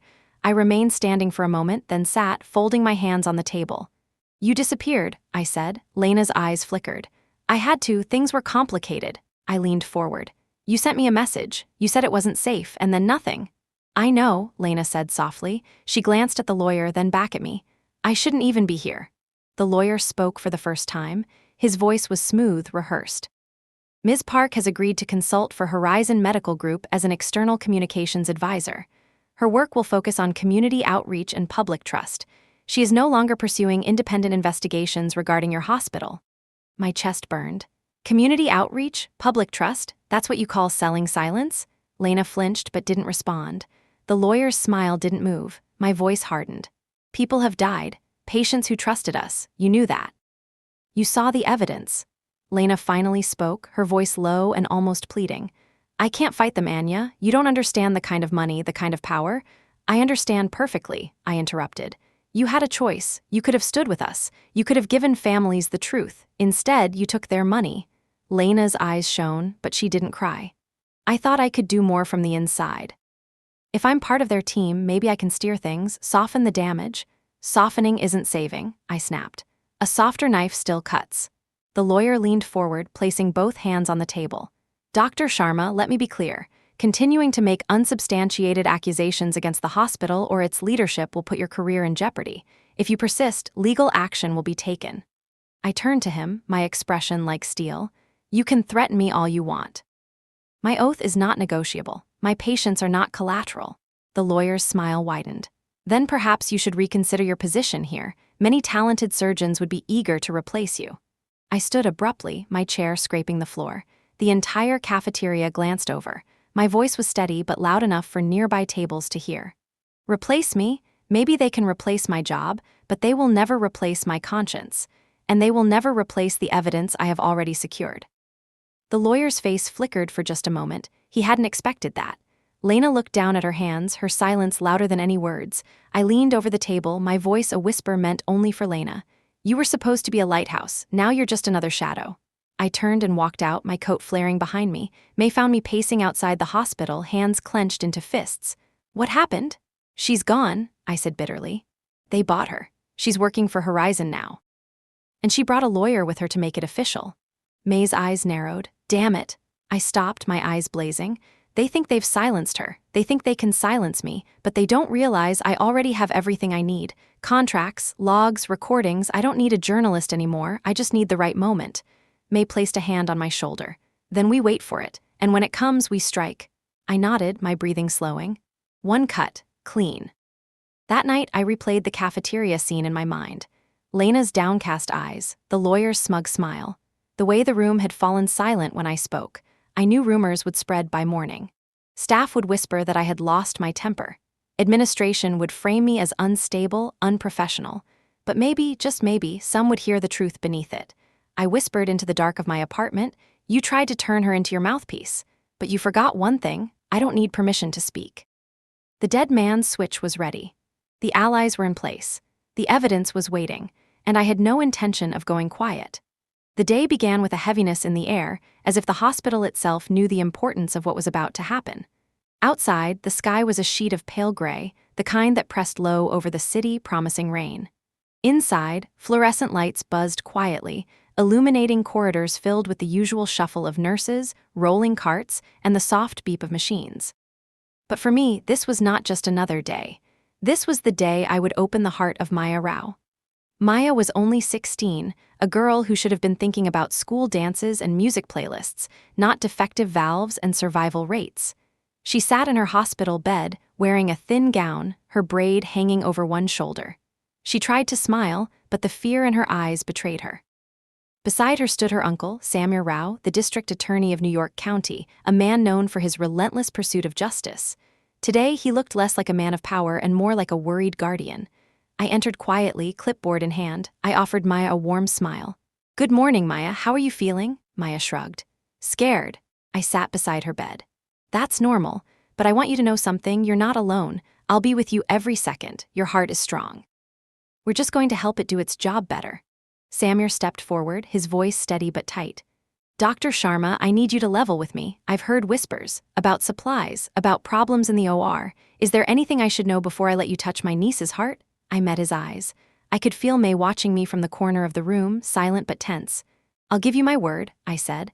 I will only use what I trust. Nothing substandard will touch your niece. Not on my watch. Samir's jaw clenched. And if anyone tries to interfere, then they'll answer to me, I said sharply. Maya looked between us, her voice soft. So we're good, Samir forced a smile. We're good, kiddo, I reached for Maya's hand. Close your eyes and picture a place you love. Hold on to that. When you wake up, I'll tell you what your heart looked like while it healed. The moon nightlight in my grandma's house, she whispered. Perfect, I said. Then we'll bring the moon with us. In the scrub room, steam fogged the mirrors as I washed my hands. The ritual was always grounding, but today my nerves felt electric. I heard the door open and saw my mentor, Vijay Patel, step in. His face looked older than usual, shadows under his eyes. You're leading this one? He asked. Yes, I said without looking up. Vijay scrubbed silently for a moment, then murmured, She's family to someone powerful. Success here could change everything. Failure, he let the word hang. I turned to him. I don't think about failure, not when a child's life is at stake. He sighed. You remind me of myself once. Uncompromising, just be careful. Not every battle is won in the operating room. I dried my hands, pulling on gloves. This one is. The operating room buzzed with quiet urgency. Machines beeped. Stainless steel gleamed under the lights. May moved with precision, laying out instruments. Lewis checked the heart-lung machine, running his hands over tubes and connectors. Jamal hovered near the door, officially on security rounds, unofficially our lookout. Pump ready, Lewis announced. Blood units confirmed, May added. I nodded. Let's begin. Maya was wheeled in, eyes wide, clutching the blanket. I leaned close. Think of that moon nightlight, Maya. Hold on to it. The anesthesiologist lowered the mask. Within moments, Maya's breathing slowed, her body stilled. The monitors began their steady rhythm. I inhaled deeply. Scalpel. The incision was clean, my hands steady. I moved with the certainty of years of training, but also with the knowledge that today, more than ever, the stakes were political as well as medical. The sternum parted. Her heart came into view, fragile, struggling, but alive. Cannulation, I ordered. Vijay assisted, his hands sure despite the weight between us. Lewis watched the pressures on the pump, nodding. Stable. I opened the atrium and saw the valve. Thickened, misshapen. Repair was possible, but risky. My instincts screamed for replacement. Prepare the valve, I said. May opened the sterile tray containing the trusted stock. I examined it closely, reading every label. Relief flickered across my face. This one was safe. Then the door opened. Claudia Rains stepped inside, her designer heels incongruous in the sterile room. A surgical mask dangled loosely from one ear, her eyes swept over the field. Dr. Sharma, she said smoothly. Are you using the approved vendor valve? The room froze, May stiffened. Vijay kept his hands moving, but his jaw clenched. Lewis muttered under his breath. I didn't look up from the heart. I'm using the valve that will save her life. Claudia's voice was syrupy. Deviation from protocol requires compliance approval, you know that. I tied another suture, my voice calm but cutting. Compliance doesn't sign death certificates, I do, and I won't sign hers. Claudia's smile thinned. Careful, doctor, hearts aren't the only fragile things here. Out, I said sharply. This is a sterile environment, either scrub in or leave. For a moment, Claudia looked ready to argue. Then she smiled, turned, and walked out. The door whispered shut behind her. The tension lingered, but I refocused. Proceed. The replacement was delicate. Stitch by stitch, I secured the new valve, checking placement, testing each anchor. The heart-lung machine hummed, Lewis's eyes glued to the readings. May handed instruments without hesitation, her hands an extension of mine. Finally, I sat back slightly. Let's bring her off bypass. Lewis adjusted controls. The monitors wavered, then steadied. The new valve opened and closed with perfect symmetry. Her heart found its rhythm again. A collective breath filled the room. Vijay murmured, strong. I closed the chest carefully, layer by layer, sealing the story of survival inside. When the final stitch was cut, I pulled off my gloves and exhaled. She's stable, I said. In the recovery unit, Samir Rao paced like a caged lion until I appeared. His eyes locked onto mine, searching. She's alive, I said. The valve is functioning beautifully. She'll be groggy, but you can see her soon. Samir closed his eyes, relief crashing over him. Thank you, his voice cracked. I don't care what it takes, I'll stand with you. Whatever you need to expose this, I'll help you. I nodded, my throat tight. Then we fight together. When Maya stirred awake, she blinked up at me. You said tell me what my heart looked like. I smiled. It looked like a moon opening and closing, steady and bright. It was beautiful. Maya smiled weakly before drifting back to sleep. Samir leaned close to me. You saved her, and you've shown me the truth. Now it's my turn. Tell me when to strike, and I'll bring the law down on them. I glanced through the glass window at Claudia, who stood in the hallway, speaking into her phone, her smile as polished as ever. For the first time, Claudia looked smaller to me, not invincible, just dangerous. I turned back to Samir. Soon, one cut, clean. The sun rose pale over Manhattan, a thin orange ribbon breaking across gray towers. Inside the hospital, morning rounds moved like clockwork, but everyone seemed to sense the air had shifted. Nurses walked faster. Administrators spoke more sharply. A merger announcement was rumored for the end of the week, and with it came the feeling of a storm rolling in, quiet but unstoppable. I stood in the recovery unit, watching Maya Rao sleep. My monitor showed a steady rhythm, the new valve opening and closing with precision. Every time the line pulsed across the screen, I felt both relief and weight. This girl was alive because we had defied Claudia's orders, because we had refused the poisoned supplies. And because of that, we were one step closer to exposing everything. Samir Rao entered quietly, carrying 2 cups of coffee. His suit was crisp, but the bags under his eyes betrayed a sleepless night. He handed me 1 cup. "You saved her," he said simply. I shook my head. "She saved herself, I just gave her the tools." Samir sipped his coffee, then lowered his voice. "I read through some of the documents you showed me. The insurance clause is real. If fraud is proven, profits freeze automatically. That is leverage even Horizon can't brush aside." I studied him. "But the proof has to be undeniable, not whispers, not suspicions, hard evidence." "You have it," Samir said. "Invoices, logs, recordings." "It's already a case." "Not yet," I replied. "One wrong step and they'll spin it. They'll say I'm a disgruntled surgeon covering mistakes. They'll smear Nora as incompetent. They'll call May biased. They'll discredit Lewis and Jamal. We can't give them that chance." Samir nodded. "Then we wait for your word. When you say go, my office will act." Our eyes met, an unspoken pact sealed in that glance. Later that morning, I walked into the staff lounge where May, Nora, Lewis, and Jamal were waiting. Papers and coffee cups cluttered the table. They all looked up at me as if waiting for orders. "Good news first," I began. "Maya is stable. The valve is working. We bought ourselves a little time." Relief rippled through the group. May smiled for the first time in days. "She's strong." "But we're not safe yet," I continued. "Claudia was at the OR yesterday. She saw enough to know we didn't use her supplier's valve. She'll come harder now. Expect audits. Expect traps. Every step we take has to be cleaner than clean." Lewis leaned back in his chair, arms crossed. "They can throw audits at me all they want. Machines don't lie. I've got calibration logs with timestamps and photos. If they try to alter them, I'll know." Nora shifted nervously. "But they can still target me. They'll say I was negligent with procurement, that I failed to vet the supplier." I reached across the table, squeezing her hand. "You didn't fail. You documented. You raised flags. You were silenced. And we have your emails to prove it. You're not the weak link, Nora. You're the key witness." Jamal tapped a folder on the table. "I pulled another shadow log from the executive elevator last night. 2 unbadged visitors went up at midnight. They won't show on the main record, but the backup has them." May raised an eyebrow. "Lawyers? Or buyers?" Jamal said darkly. I closed my eyes briefly. "Whatever they were, we'll have it when the time comes." That afternoon, Claudia summoned me to her office. The glass walls overlooked the city, the skyline glittering like a prize she already owned. Claudia stood by the window, her back turned, speaking into her phone. "Yes, the numbers are solid," Claudia said smoothly. "Patient outcomes remain within acceptable variance. The merger is on track. By next quarter, we'll see synergy revenue." She listened for a moment, then laughed lightly. "Of course, Dr. Sharma, reliable if occasionally passionate." She ended the call and turned with that same practiced smile. "Dr. Sharma, thank you for coming." I stood tall, my face unreadable. "You wanted to see me?" "Yes." Claudia gestured to the chair across from her desk. "Sit." I remained standing. "I'll stand." Claudia's smile flickered but held. "Very well, I'll be direct. There will be a surgical audit next week. Random case review, the board requested it." I folded my arms. "Random?" "Yes," Claudia said, her tone honeyed. "Completely random. And as you know, audits are about documentation.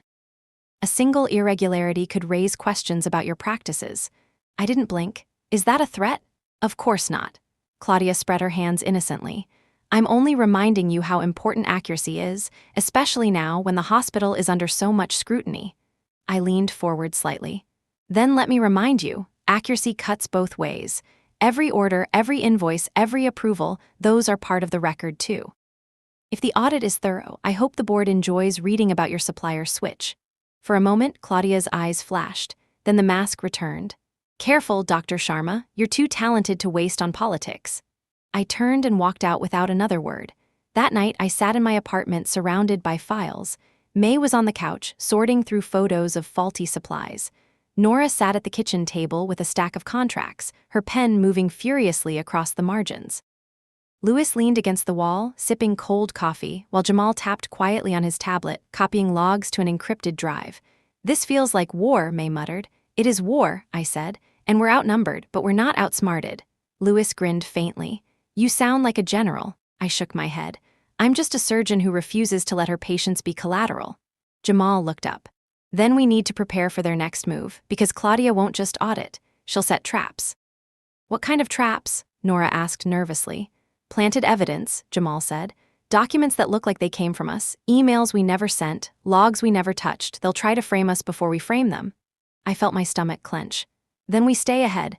Every document we touch, we make a paper duplicate. Every recording we store in 3 places. Every log we timestamp by hand. They can forge, but they can't erase everything." May nodded firmly. "And we keep each other's backs."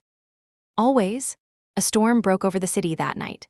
Thunder rolled against the skyscrapers, lightning split the sky. I stood at my window, watching rain streak down the glass. I thought of Rosa Martinez. I thought of Lena's silence. I thought of Maya Rao alive because we had refused to compromise. My phone buzzed, a message from Samir. "When you're ready, I'm ready." I typed back, "Soon. The knife is almost sharp enough." I set the phone down and whispered into the rain, "One cut. Clean." And in the silence that followed, I felt the storm gathering not just outside, but inside the hospital walls. The hospital boardroom had never felt more suffocating. The long glass table gleamed under fluorescent lights, polished so perfectly that I could see my own tense reflection staring back.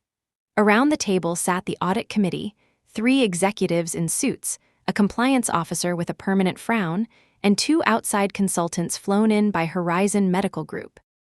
Claudia Rains presided at the head of the table, her expression the same polished smile that hid knives beneath it. I sat midway down the table in my white coat, my stethoscope hanging like a badge of both honor and defiance.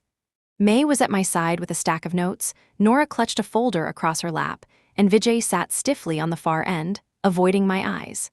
Louis had been invited as technical staff, but already knew he was here to be discredited.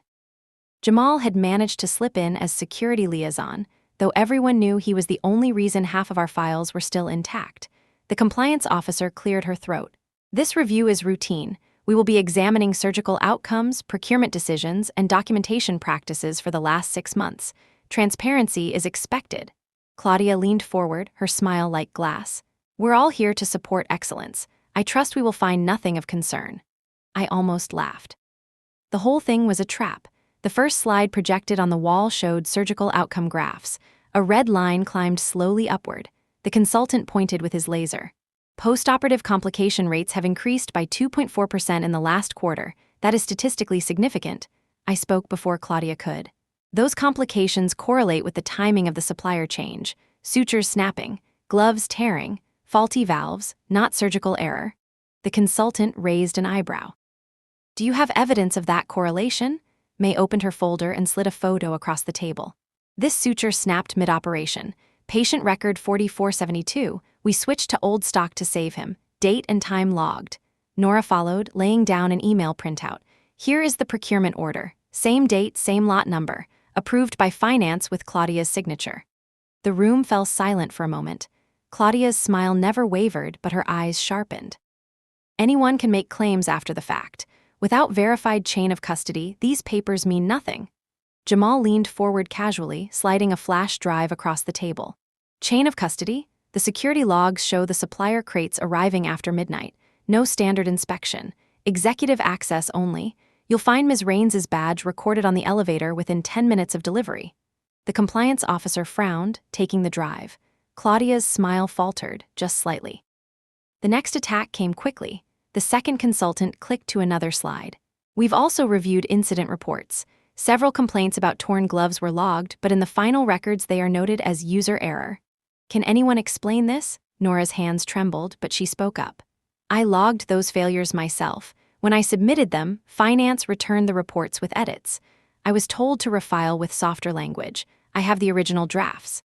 She opened her folder and laid down copies with her initials. Claudia's voice was smooth as silk.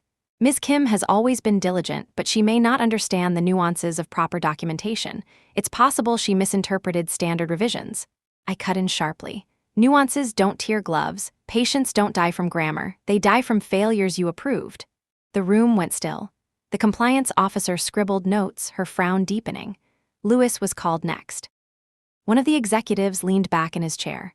Mr. Ortega, several calibration failures were noted in your department. Why were faulty machines not removed from service? Lewis straightened, his voice firm. Because every time I logged a fault, it was closed without repair. I kept hard copies before edits. Here. He handed over a stack of printed calibration logs, each stamped with dates, times, and his signature. If you compare these to the electronic records, you'll see what was deleted. The executive shuffled the papers, frowning. Why didn't you escalate this sooner? I did, Lewis said, his jaw tight. To Ms. Raines, she told me to focus on efficiency. All eyes shifted to Claudia. She smiled sweetly. Technical staff often misinterpret cost directives. I never instructed anyone to compromise safety. Lewis leaned forward. That's exactly what you did, and I wrote it down. I almost smiled. The pressure intensified. The consultants whispered among themselves. The compliance officer clicked her pen repeatedly, and Claudia's calm exterior began to crack. Finally, Claudia leaned forward. Enough! These accusations are based on hearsay and misplaced blame. Dr. Sharma, your recent defiance in the OR proves you think you are above protocol. Using unapproved valves, ignoring compliance, those are serious violations. This audit should be about your behavior. I rose slowly, my chair scraping the floor. The entire room went quiet. I placed a thick binder on the table and opened it. Inside were transcripts of recorded conversations. Claudia's voice filled the room through a small speaker. Cut supply expenses another 10% this quarter. If the surgeons complain, remind them their salaries depend on the merger. The words echoed like a hammer against steel. Claudia froze. I looked around the table. This is not about me. This is about choices. Choices that killed Rosa Martinez, that almost killed Maya Rao, that put every patient in this hospital at risk. And those choices came from the top. The compliance officer's pen stopped moving. The consultants exchanged uneasy glances. Claudia's voice broke through, sharp and desperate. This is a manipulation, taken out of context. Context? I snapped. The context is blood on the table. The context is families burying loved ones while you smiled at profit margins. That's the only context that matters. The silence that followed was absolute.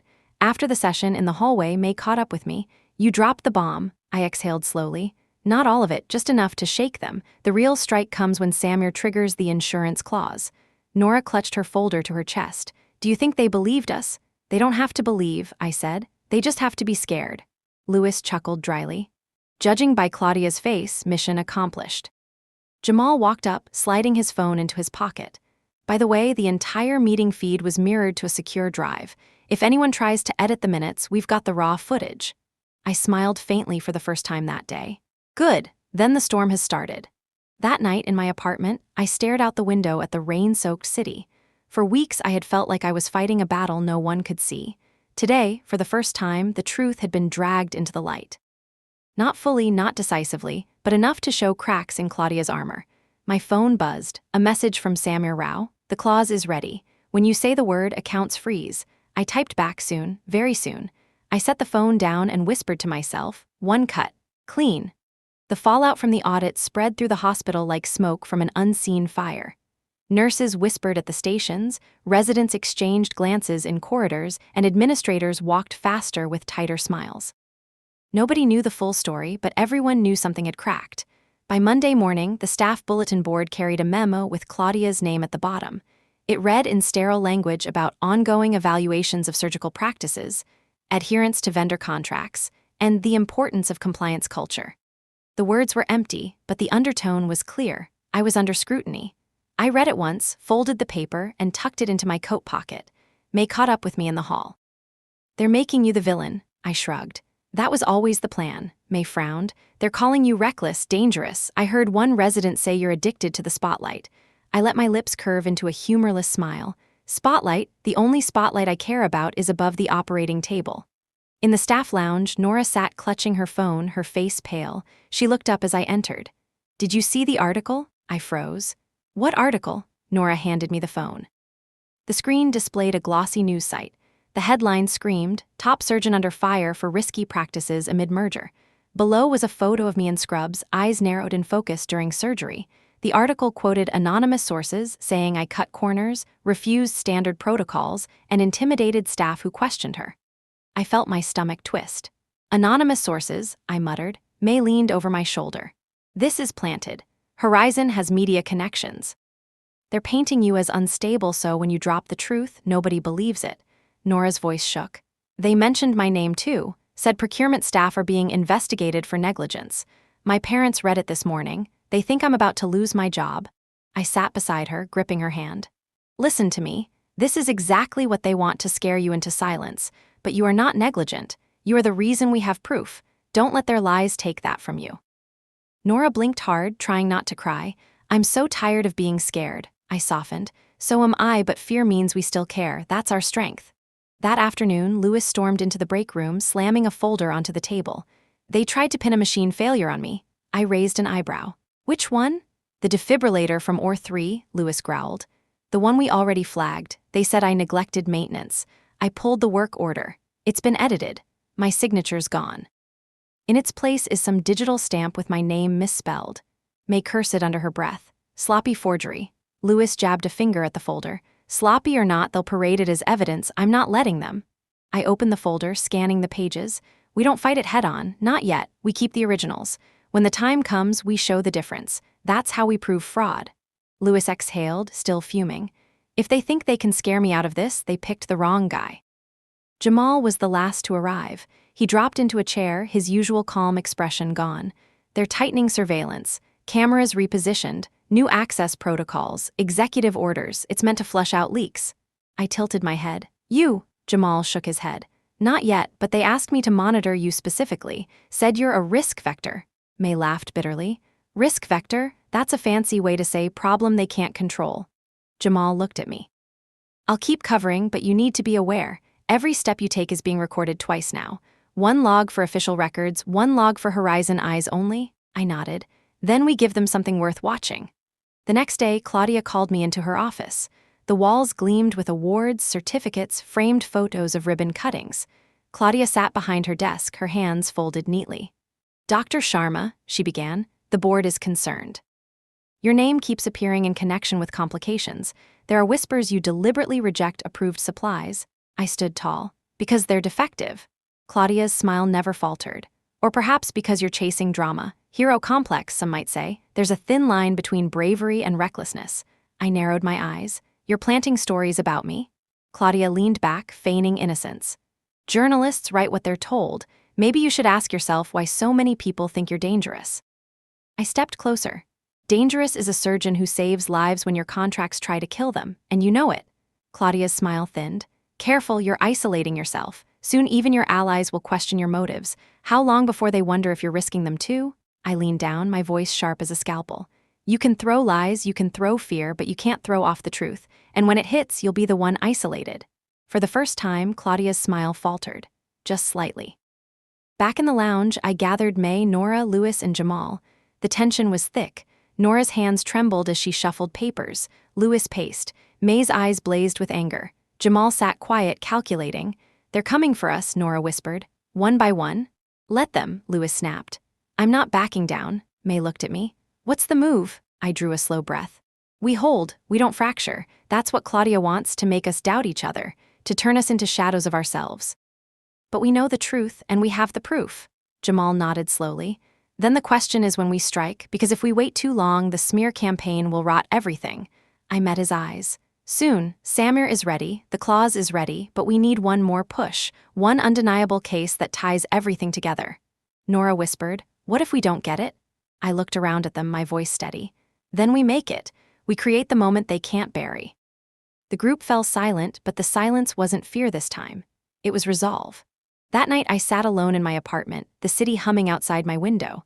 I thought of Rosa Martinez, of Lena Park's betrayal, of Vijay's confession, of Maya Rao's fragile heart beating steady now because we had refused compromise. My phone buzzed, a message from Claudia. Enjoy your time, doctor. It won't last. I deleted it without replying.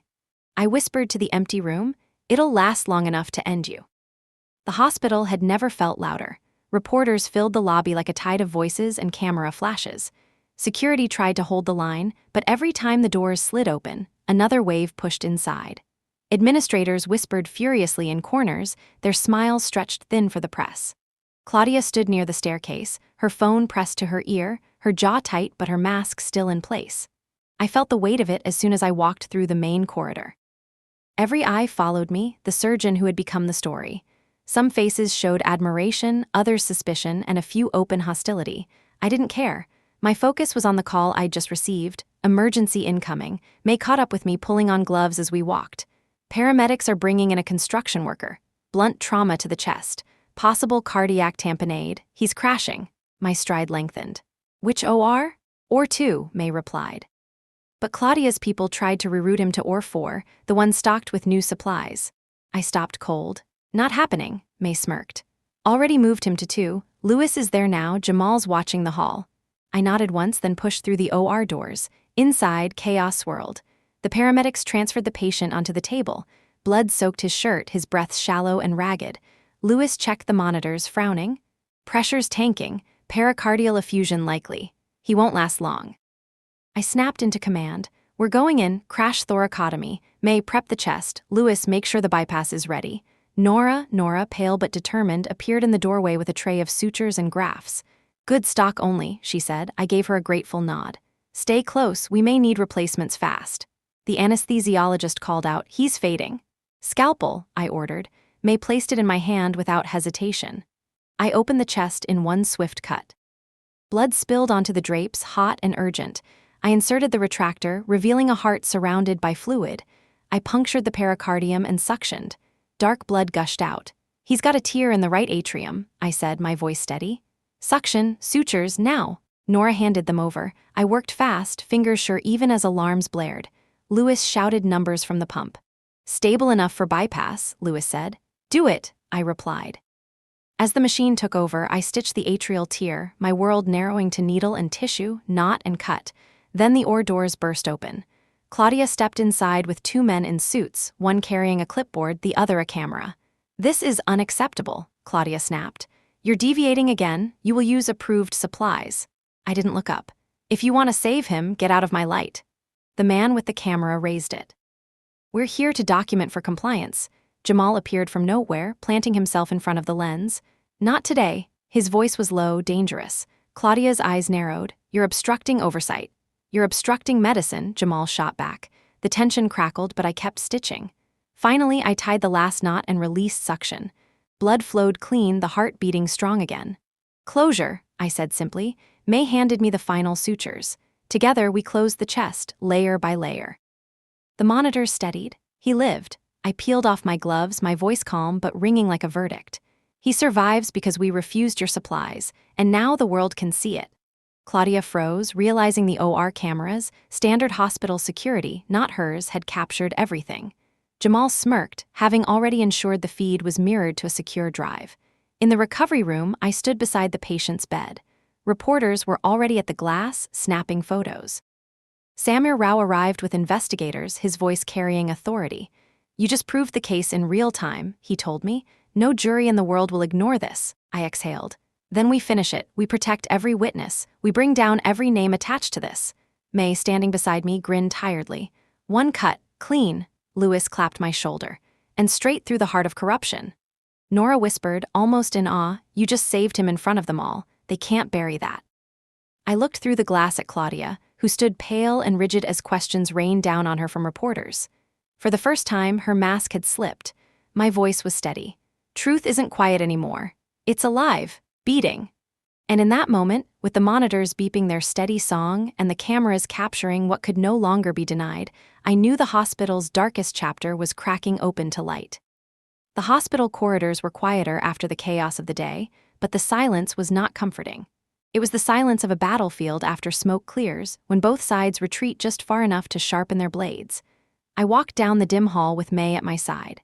Every sound seemed amplified. The squeak of my shoes, the hiss of the elevator doors, the hum of fluorescent lights. The emergency surgery had ended with a life saved, but it had also stripped Claudia bare in front of the press.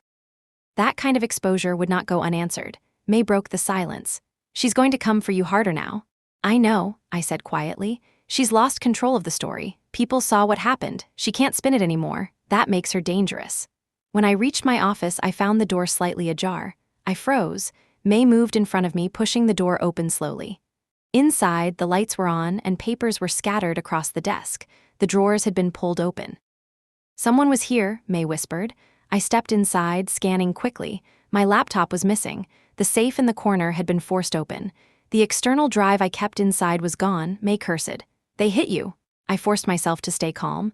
"They took bait. That drive only had duplicates, outdated copies. The real ones are still secure." May exhaled with relief. "Then they're desperate." I nodded. "Which means we're close." Later that night, Nora called me from her car. Her voice shook. "Someone followed me home." "Are you sure?" I asked. "Yes," Nora said, almost crying. "A black SUV. It stayed behind me for 10 blocks. I pulled into a grocery store lot and it parked across the street. When I came out, it was still there. I drove to my parents' house and it left." My stomach clenched. "Don't go home tonight. Come to my apartment. We'll rotate safe spots from now on." Nora sniffed. "This is bigger than I thought." I knew they'd try to fire me, but this? "They're scared," I said firmly. "That's all it is. They want to rattle us. Don't give them the satisfaction." The next morning, Jamal found us in the staff lounge, his face grim. "They pulled me into a meeting with Horizon's head of security," he said. "They asked if I'd noticed unusual behavior from staff. Then they showed me footage of you leaving the OR with May and Lewis. They asked if you were tampering with logs." May scowled. "So they're trying to flip you?" "Yeah," Jamal said. "They wanted me to sign a statement saying I'd seen you remove restricted equipment. I told them I don't sign lies." I studied him. "That puts a target on your back." Jamal shrugged. "I've been a target since I took this job. Besides, they underestimate me. They think I'm just a night guard. That's my advantage." By afternoon, Claudia launched her next move. A memo hit every inbox in the hospital. Effective immediately, I was suspended pending investigation of protocol violations. The word spread like wildfire. Nurses stared at their screens in disbelief. Residents whispered in hallways. Patients asked questions I couldn't answer. May slammed the door to the break room. "Suspended? Are you kidding me? After you just saved the deputy mayor's father?" Lewis threw his hands in the air. "They're insane. They want to erase you before the DA finishes the case." Nora sat in the corner, pale. "What if they succeed?" I stood in the middle of the room, my voice calm. "Then we go around them. Suspension doesn't erase truth, it just proves how afraid they are." May's eyes blazed.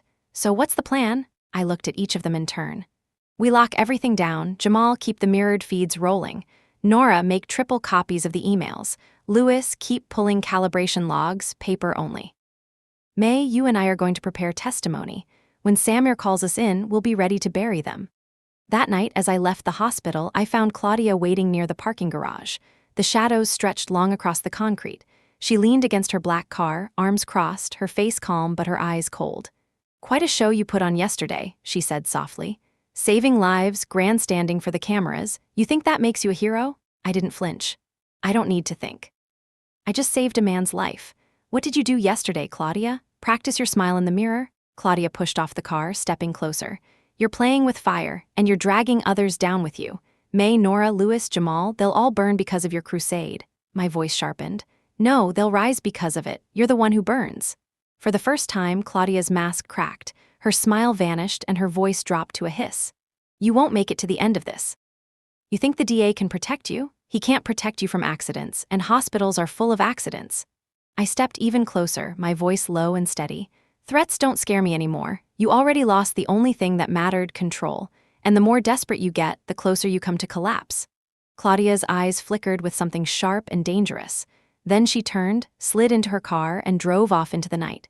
Back in my apartment, I gathered the team. They sat in my living room, exhaustion written on every face. I told them about the confrontation in the garage. "She's cornered," I said. "That makes her lethal. We have to be careful." May nodded. "Then we rotate shifts. Nobody walks alone. We stay in pairs." Lewis added, "And we get copies of everything outside the city. If they think smashing a hard drive will stop us, they're dead wrong." Nora whispered, "I don't want to be brave anymore. I just want to be safe." I leaned forward, taking her hand. "Being brave doesn't mean you're not scared. It means you act anyway, and you already have. You're the reason we can fight." Jamal raised his glass of water. "Then we finish it together." We clinked glasses, not with celebration but with determination. As the night deepened, I sat by my window, looking out at the city lights. For weeks, I had been surviving one day at a time, one fight after another. But now, the end game was in sight. Claudia was unraveling. Lies were crumbling. My phone buzzed. A message from Samir, "We're moving tomorrow, be ready." I set the phone down, my reflection hard in the glass. "One cut," I whispered. "Clean." And this time I knew the blade would fall soon. The summons came just after dawn. A formal notice delivered by courier to my apartment door, stamped with the seal of the district attorney's office. I unfolded it with steady hands. The words were simple: hearing scheduled. Testimony required. All evidence to be presented. Public session. May read it over my shoulder. "So this is it." I nodded. "This is it." Nora sat on the couch, wringing her hands. "In public, with cameras?" I turned to her gently. "That's the point. They've hidden in the dark for too long. This time, everyone watches." Louis crossed his arms. "Then we give them a show they'll never forget." Jamal grinned faintly. "With receipts." The courthouse steps were a storm of microphones and cameras. Reporters shouted questions as May, Nora, Louis, Jamal, and I walked side by side. Samir Rao met us at the entrance, his presence cutting through the chaos. "You're ready?" he asked. I took a breath. "We've been ready for weeks." Samir gave me a rare smile. "Then let's end this." Inside, the hearing room was packed. Rows of press filled the back, notepads ready, cameras rolling. At the front sat a panel of officials, flanked by compliance officers. Claudia occupied the opposite table, immaculate as ever in her tailored suit. Beside her sat the same lawyer who had shadowed Lena Park, his expression smug. When I entered, Claudia's eyes locked on mine. For the first time, there was no smile, only cold fury. The panel chair banged the gavel. "This hearing is convened to address allegations of procurement fraud, patient endangerment, and suppression of evidence at St. David's Hospital. We will hear testimony from both sides." Samir rose first, his voice calm but commanding. "Ladies and gentlemen, this is not a matter of accounting.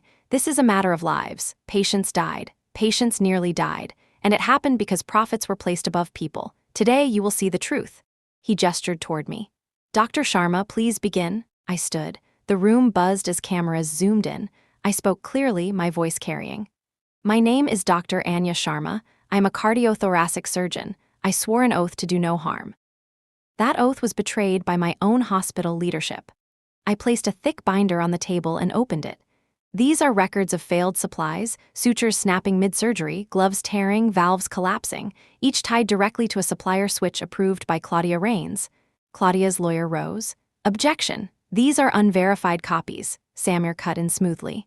"They are verified. Originals stored off-site, notarized, time-stamped. We have chain of custody for every page." The panel chair nodded. "Proceed." I clicked a remote. A screen lit up behind me. A video played, security footage from the loading bay, showing Horizon crates arriving after midnight, bypassing inspection. Claudia's badge lit on the log. Gasps rippled through the room. Next came audio recordings. Claudia's voice, crisp and undeniable, cut supply expenses another 10%. "If surgeons complain, remind them their salaries depend on the merger." Claudia's face blanched, but she kept her composure. Taken out of context, I slammed the binder shut. The context is blood on the table. The context is lives lost. That's the only context that matters. May testified next, recounting surgeries where sutures snapped and patients nearly bled out. Her voice broke at Rosa Martinez's name, but she steadied herself. "We saved some. We lost others. And every time we were told it was user error. But we knew the truth. It was the supplies. And Claudia signed the contracts that made it happen." Nora followed, her hands trembling as she held up emails. I was ordered to rewrite reports, to replace words like failure with incident, to mark patient harm as variance. I tried to resist. I was told to be a team player. That's how they silenced us. Louis slapped calibration logs onto the table. "Machines don't lie, but people do. Every log I submitted was altered. I kept paper copies. You can see the difference yourself." If we trusted the electronic system, people would still believe nothing was wrong. Finally, Jamal stood tall, his voice deep. "Security was weaponized, logs deleted, cameras redirected, but shadow backups don't lie either. I pulled them, and they show Claudia meeting unbadged visitors, lawyers, and executives while patients were dying downstairs." The lawyer rose, his tone sharp. "This is a smear campaign. Dr. Sharma has a history of defiance, of recklessness. These so-called allies are disgruntled employees protecting their own failures." Samir stepped forward. "Then explain this." He clicked, and a new video played. Footage from the emergency surgery of Deputy Mayor Keegan's father. Claudia's voice demanding approved supplies. me refusing, the camera capturing the faulty defibrillator flicker, the patient surviving because we rejected Horizon stock. The room erupted. Reporters scribbled furiously. Cameras zoomed closer. The deputy mayor himself, seated near the front, stood. "My father lives because Dr. Sharma refused their poison," he said firmly. "I owe her my family. The city owes her its truth." The gavel banged for order, but the energy had shifted. Claudia finally stood, her mask cracking. "You think this circus will destroy me? I built this hospital into a jewel. Do you have any idea what happens if you pull down its leadership? Chaos, collapse, patients without care." I faced her. "The collapse already happened. You just painted over the rubble. Patients deserve better than a hospital built on lies." We stared at each other across the room, one clinging to power, the other holding truth like a blade. The panel chair cleared his throat. "The evidence is overwhelming. This matter will proceed to full criminal investigation. Effective immediately, Claudia Rains is suspended from all duties." The words fell like a hammer. Claudia's lawyer sputtered. Claudia herself froze, her face pale for the first time. Reporters surged forward. Cameras flashed like lightning. Samir leaned close to me. "We did it." I exhaled, my shoulders finally releasing weeks of tension. Not yet, but almost. I looked at May, Nora, Louis, and Jamal, all standing tall, all unbroken. I looked at the crowd of reporters, their pens scratching furiously.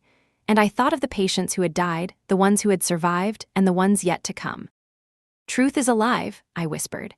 "And it's not going back in the dark." The hospital never felt the same after the hearing. The walls were still white, the monitors still beeped, the nurses still rushed from room to room, but a kind of silence hung in the air, a silence born not from peace but from the end of something poisonous. Claudia's office, once immaculate and full of polished awards, now stood empty. The glass walls were bare. A box of files sat on her desk, sealed with evidence tape. Her nameplate had been removed from the door. Staff passed by and peeked inside, whispering. Some looked relieved, others looked lost. Change always carried both. I walked the corridor one last time in my white coat. I had been called to the boardroom that morning, and the verdict was already clear.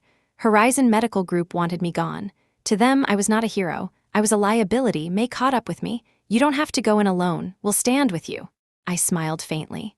"I have to. This part is mine." The boardroom was colder than usual. A panel of executives sat across the table, their faces stiff. One of them cleared his throat. "Dr. Sharma," he began, "after careful consideration, the board has decided to terminate your employment with St. David's Hospital. Your repeated defiance of compliance protocols has made it impossible to continue." I nodded. "I understand." Another added, almost begrudgingly, "We acknowledge that your actions did save lives. But the publicity has damaged our institution." I leaned forward, my voice calm. "Your institution damaged itself. I just stopped you from burying the bodies." The room went silent. I stood, removed my ID badge, and placed it gently on the table. "You can take the job, you can't take the oath from me."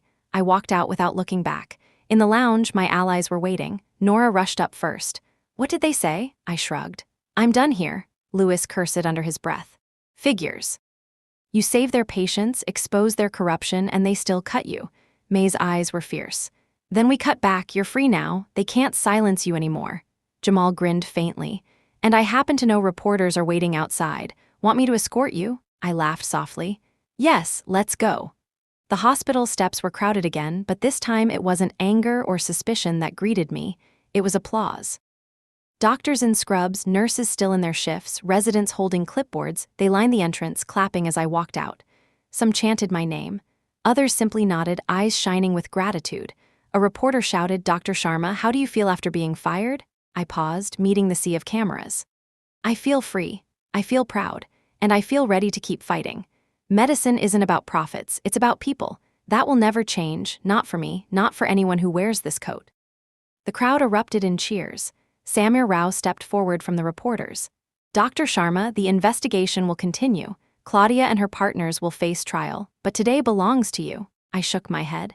"No, today belongs to the patients, to the nurses who refused to look away, to the techs who kept machines running when parts failed, to the staff who spoke up even when it cost them everything.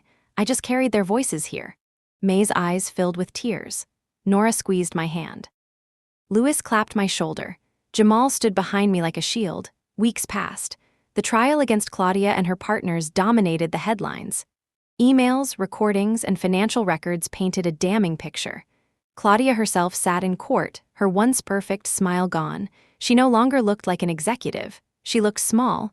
I didn't attend every session, but I followed enough to know justice was coming. Horizon Medical Group tried to distance themselves, but the freeze on profits crippled them. Other hospitals began to audit their own supplies. A wave of reform rippled outward, sparked by one fight in one operating room. One afternoon, as I sat at a cafe near Central Park, a young medical student approached me timidly. "Dr. Sharma?" I looked up, smiling. "Yes." The student's eyes were bright. "I just wanted to say thank you. Because of you, our professors started teaching us about ethical procurement. They use your case as an example. You showed us that being a doctor isn't just about cutting and stitching, it's about standing up when it matters." I felt my throat tight. "What's your name?" "Rebecca." She extended her hand. "Rebecca, promise me something. Promise me you'll always put your patients first, no matter who tells you otherwise." Rebecca gripped my hand firmly. "I promise." Months later, I stood on a stage at a medical ethics conference. The hall was packed with doctors, nurses, students, journalists. I wore no hospital badge now, no institutional title, only my name on the screen behind me. I spoke plainly, the way I always did. I was fired for refusing to use broken supplies. I was silenced for trying to save lives. But I would do it again 1,000 times, because medicine without integrity is not medicine. It's business. And business can't heal a broken heart. Applause thundered through the hall. I smiled, my voice carrying above it. To every doctor, every nurse, every student here, you have a choice. You can be silent or you can be loud. And sometimes being loud saves lives. Don't ever forget that. That night, I walked home through the city streets. The lights glittered, the air smelled of rain and roasted chestnuts from a vendor's cart. For the first time in months, I felt lighter. May called, laughing into the phone. "Guess what? A petition going around to name a new training program after you. The Sharma Fellowship for Medical Integrity." I shook my head, smiling. "That's ridiculous." "It's perfect," May said. "And you earned it." I looked up at the sky, the moon bright above the skyscrapers. I thought of Maya Rao, alive and laughing with her uncle. I thought of Rosa Martinez, gone but not forgotten. I thought of the countless others I would never meet, whose lives might be saved by the changes now rippling outward. My voice was quiet but certain. One cut. Clean. And with that, I stepped into my next chapter, not as an employee of a hospital, but as a symbol of what medicine could be when courage outweighed fear.